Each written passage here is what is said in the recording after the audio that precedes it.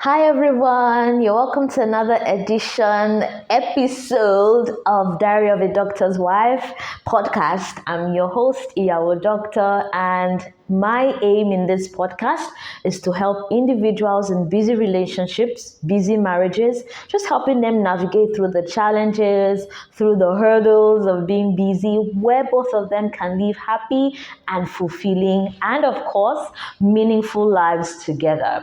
In the previous episode, I shared 5 ways we can manage a long distance marriage / relationship, and I'll be sharing another couple of ways as well, so stay tuned.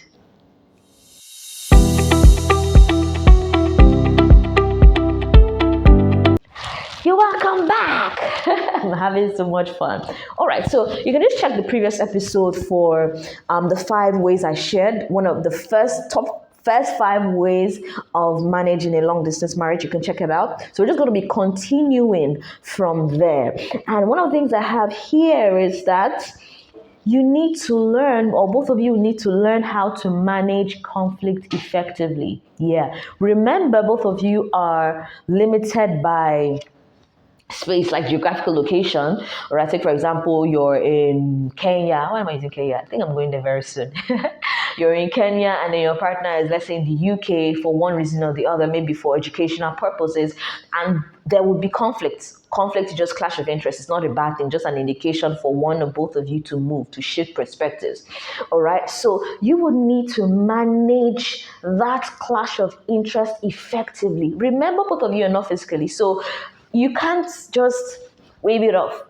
All right, you would need to look for ways to have that conversation. Oh, babe, there's something I'd like to discuss with you, or I feel we should talk about this. Let me know when you're free. I wasn't really happy with the way we handled this situation, things like that. It's important that both of you manage conflict effectively. You're not throwing things under the carpet. You're not allowing issues to build up and just expecting that the other party would know and would bring it up. No, if you have a problem, please bring it up. Your partner is not a mind reader.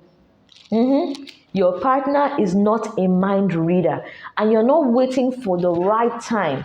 Of course, there are times that you would know that, okay, this is not the best time to communicate this grievance, but it's also important that you don't let things slide or allow things build up over time. No, address it. Address it. So you're managing conflict effectively. Another point is that it's important that both of you are building trust together. So you build trust, and both of you are transparent with each other. People are not hiding anything, except if you're having surprises, okay? But there are no hidden things, no things that would make the other partner start suspecting you or suspecting the marriage. No, both of you should be transparent with each other. I totally believe there's nothing to hide in marriage. The good book says, and they were both naked and not ashamed. That is how marriage should be. That is how a relationship should be. So you are naked and not ashamed, if I can use that word. You're vulnerable with each other, and that would build trust. Because how can I trust someone I do not see? I can do that if I know that this person is transparent with me. This person is honest with me. So if you're having any concerns, please address it with your partner. Please address it with your husband or your wife. It's really, really important. This may seem, Iyawo Doctor, what does this have to do with managing a long distance marriage? It does. Because it would affect the connection. If you're not sincere in that marriage, or you're having a crush on someone else that is not your partner or your spouse, talk about it. And of course, I believe both of you should be secure in your marriage. So talk about it. You can laugh about it. You can work on it and see how both of you would come out of that situation. That is about being transparent. I'm not going to say that the fact that you are married or the fact that you're in a relationship does not mean you not see another fine person or another person will not be crushing on you. Let me even shock you. It can even be an issue because you're not seeing your partner every day. You're not seeing your partner. People are not going out and everything.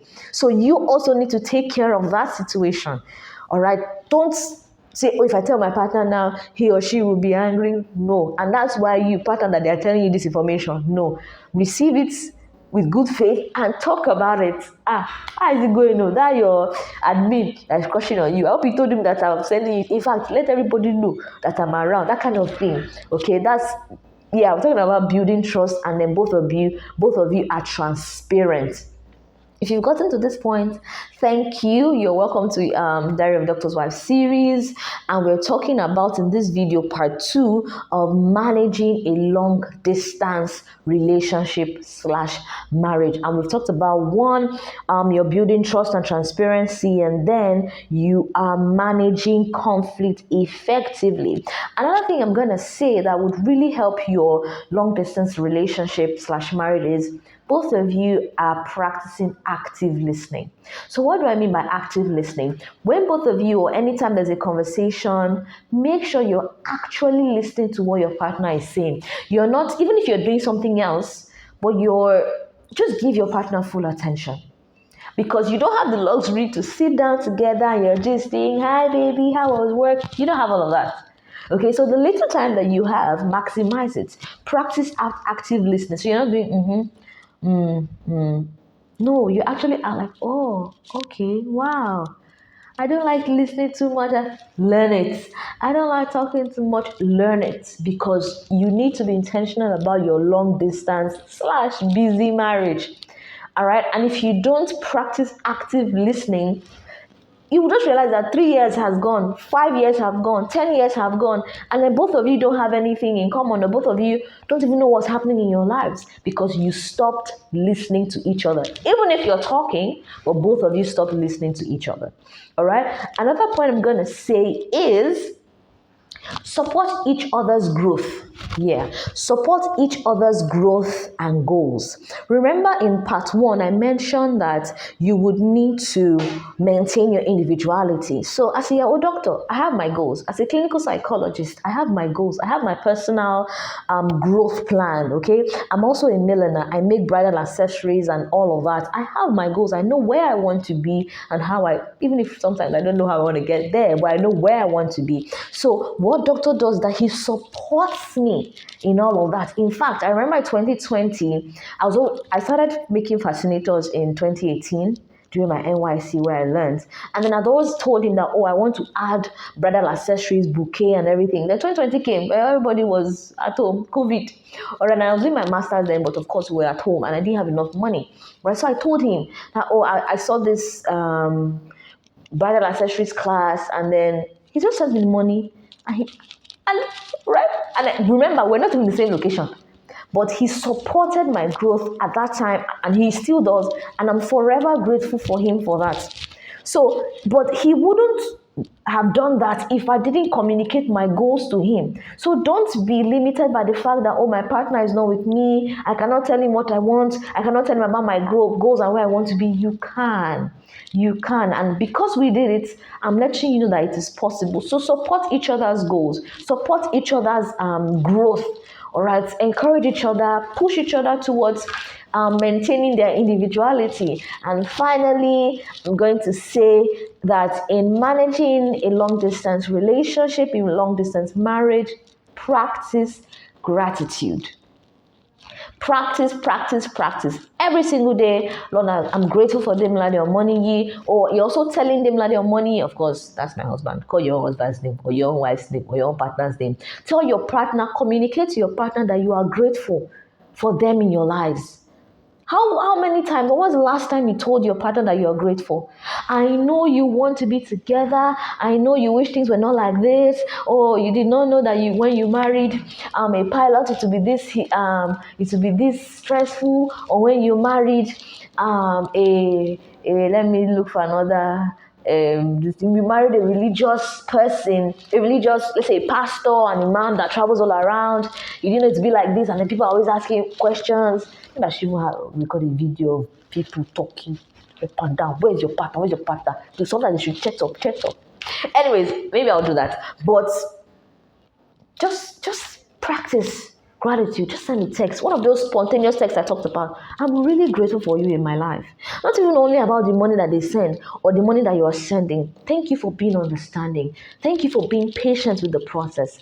Thank you for taking care of the children. Thank you for taking care of grandma and grandpa. I love you, I appreciate you. Practice gratitude. As you practice gratitude, you stay in the moment and it helps you plan for the future. But if you're always living in regret and anger, and you're living in the fact that, oh, I'm not together and all of that, it's not going to help your long distance marriage. In fact, it's going to create more gap between the both of you. All of these 10 steps I've shared in the first video and in this second video of managing a long distance marriage, what it's doing is that it's bridging the gap emotionally, mentally, even if you can't do so physically. So I hope these points were very useful to you. Don't forget, I remain Iyawo Doctor, and your busy relationship, your busy marriage, your long distance relationship can thrive if both of you are willing to put in the work. Don't forget, you can reach out to me on iyawodoctor@gmail.com. You can send an email, and I'm also a therapist. I have couple therapy, and you can reach out to me for therapy sessions. Your marriage can thrive. It can. All right. And I believe in you. So I'll see you in my next video. Bye.